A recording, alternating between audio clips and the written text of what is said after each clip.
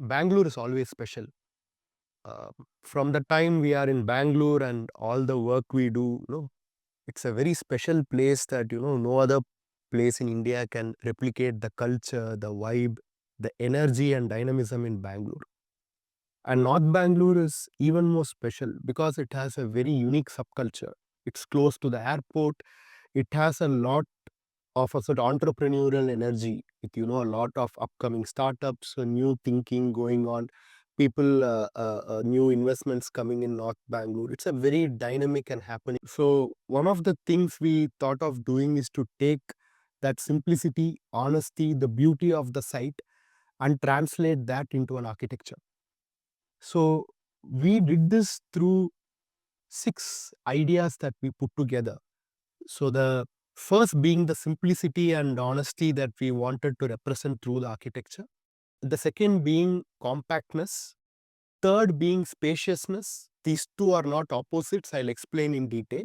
The fourth being daylight and using sun, which is where the sunscape comes from. And fifth being using ventilation and natural breeze. And the last, so our building language remains very, very simple. On first look, it might look too simple, like everything being in white, but that is highly intentional because the white is more of a canvas on which we can experience nature. People, objects, and nature brings color into the space, and the built environment is more like a white canvas on which you can experience the beauty of the color. And as we go through the other points, you would see sun and all the other elements add value into the white. So the white kind of represents a level of coming on the compactness and spaciousness, I'll put it together.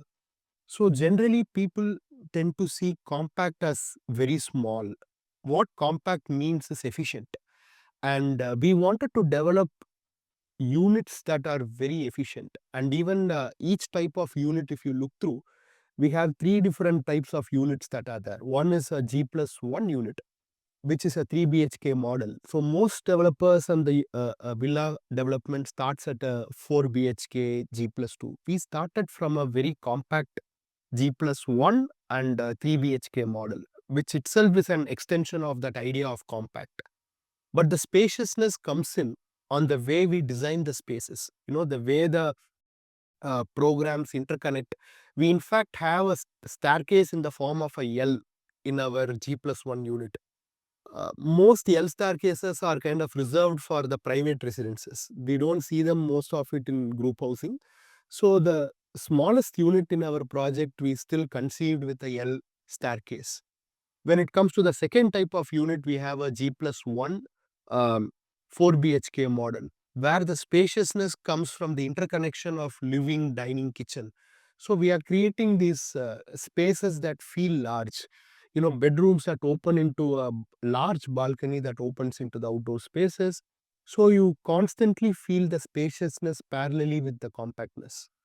The third unit type being a twin villa, which is something we are doing in the pan-India portfolio. It's one of the earliest projects in Bangalore where we do the twin villa. Typically, Bangalore as a row housing or a plot and villa development. We are testing out the twin villa, which is very efficient in terms of spatial planning because the inefficient spaces in a conventional regular villa where you have the services are compactly tucked in between 2 units, and all the open space that you experience are still retained. And the type 3 or the twin unit, we have a 5-meter green space outside that, which is where the spaciousness kicks in. So the way we look at it, compactness is in terms of a clubhouse design, we intentionally kept it as a compact 12,000 square feet design of a club because we have chosen activities that are very performative and people of different age groups can come together.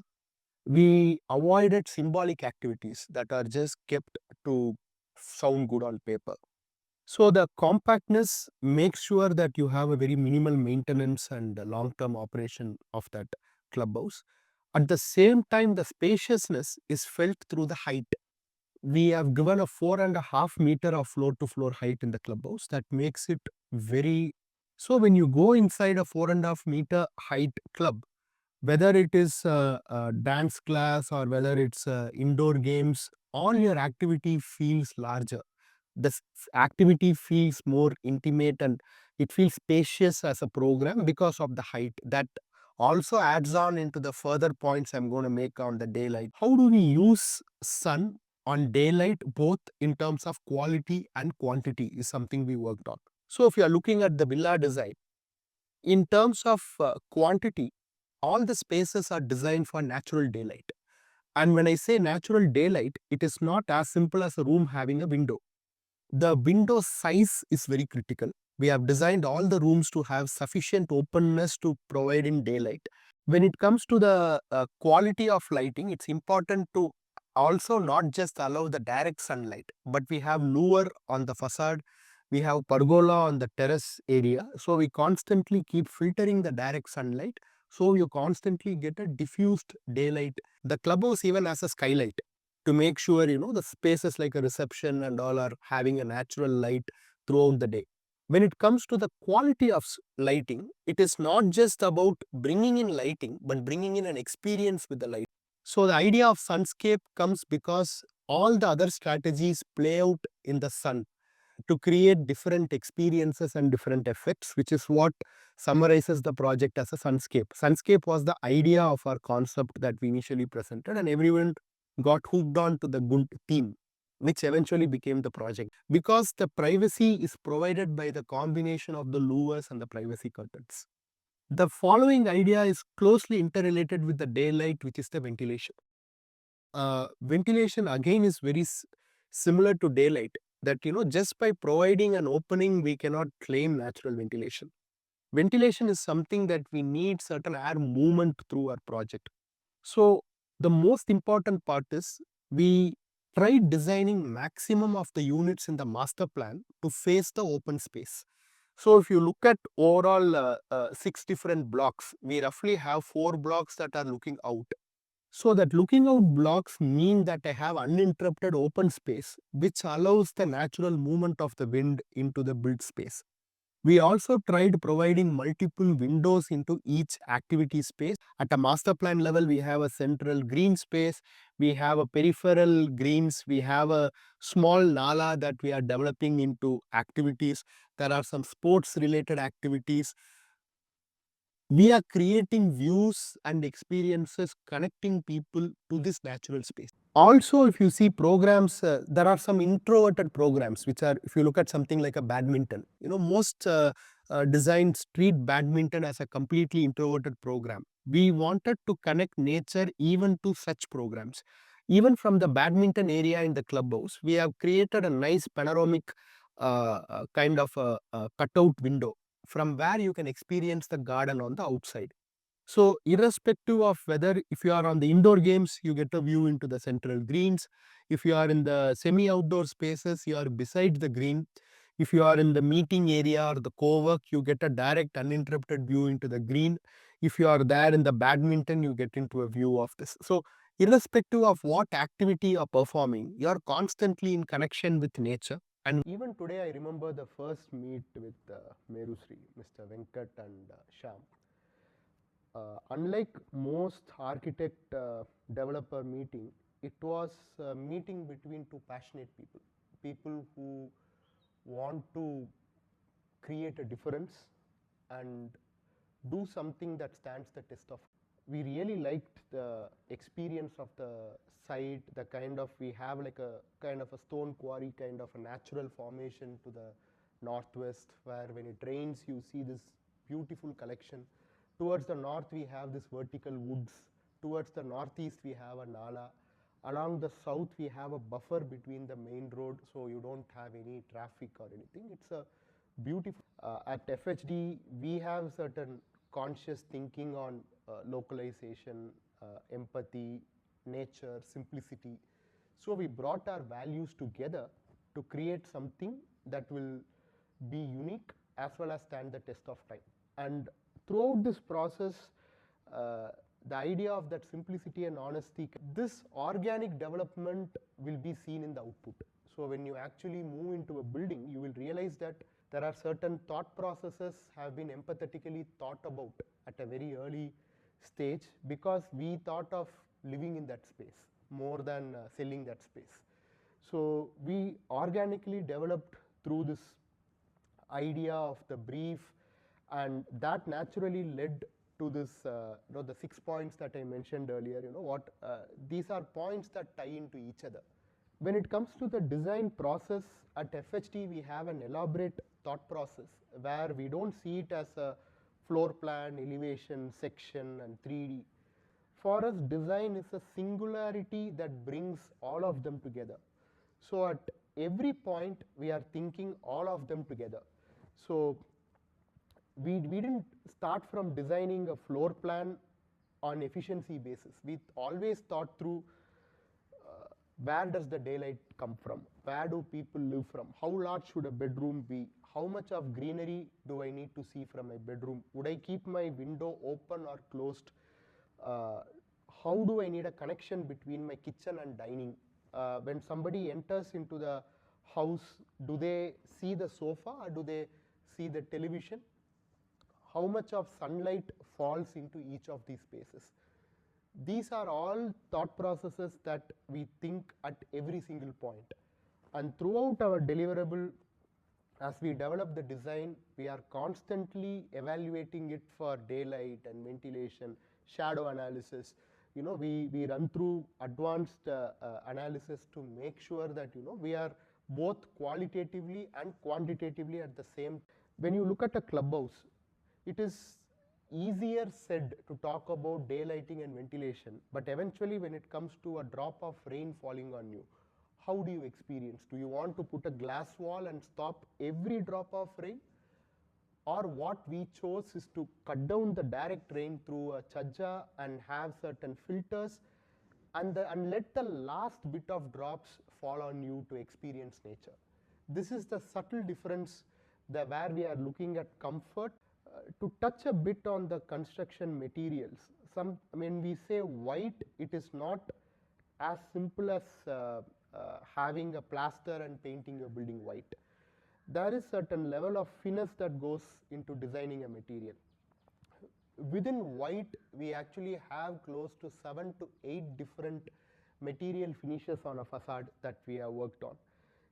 Each of them, on the first look, they look white, but each of them have a different texture, a different softness, a different level of like kind of reflecting light, a different material property, a different aging property, and a different. In architecture, we always try to play with the 5 elements of nature. The sunlight is being one, the space is being one, the wind being one. There is a subtle nature of water that is brought in when it comes to the master plan design with the nala, with the pool, and all these activities. You will even feel the drizzle of the rain. You will feel enough rain to enjoy rain, but you won't get enough rain to feel wet. So the way you experience water, fire being the heat, how much of heat would come into a building and how much of it needs to be shaded. We play with the 5 elements of nature to stimulate your 5 senses. You can see, so as an end user, how does the 6 ideas impact your life? You will be able to see the daylight and the kind of a diffused light throughout your house. You will be able to feel the sense of the breeze. You will be able to touch the metal handrail and the louver that have a very tactile sensation. All our facade materials are designed in a way that kind of evoke a tactile response when you touch them. There is certain sense of sound that you feel through the openness. So if you are sitting in an air-conditioned room with a glass box, you can see the birds, but you will never hear the chirp.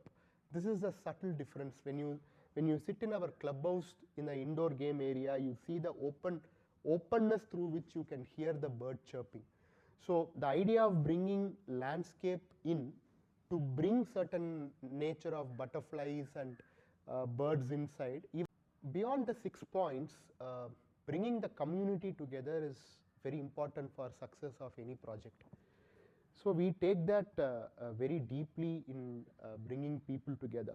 If you see the master plan design, we have intentionally designed it in a way with a central park where almost 20 balconies look into the center. In our project Merusri Sunscape, we are working with a connected 6 different ideas that brings the project together. The first idea of simplicity and honesty, the second idea on compactness, the third idea on spaciousness, the fourth idea on natural daylight or sun, the fifth one on natural ventilation, and the last on connection to nature. The 6 ideas are connected by their play with the sun, and that's what makes Sunscape. I still remember the first time I met Merusri.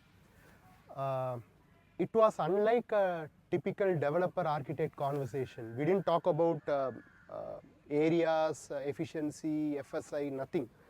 It was a group of passionate people meeting together to do a unique project that stands the test of time. We visited the site and we were instantly amazed by the beautiful location. You know, on towards the northwest we have a quarry which has this water that collects during monsoon. We have some woods in the north. We have a small nala in the east. The south is buffered from the main road with some nice greenery. So we wanted to create a project that reflects the nature of the vicinity. At FHD, we have a very elaborate design process. So we believe in localization, empathy, nature, and simplicity. So we use several tools, and we don't see plan, elevation, section as 3 different elements. We almost see the design as a singularity where all the elements come together. So we constantly worked through designing different aspects of design in a singular fashion, working together, constantly seeing, you know, what kind of space people would experience, what kind of daylight are they experiencing, would they open or close the window from the bedroom, what is the relationship between the living and dining, and so on. So this organically developed into the brief as what you see. We developed a project to consider what would be the family size, what type of people would live in,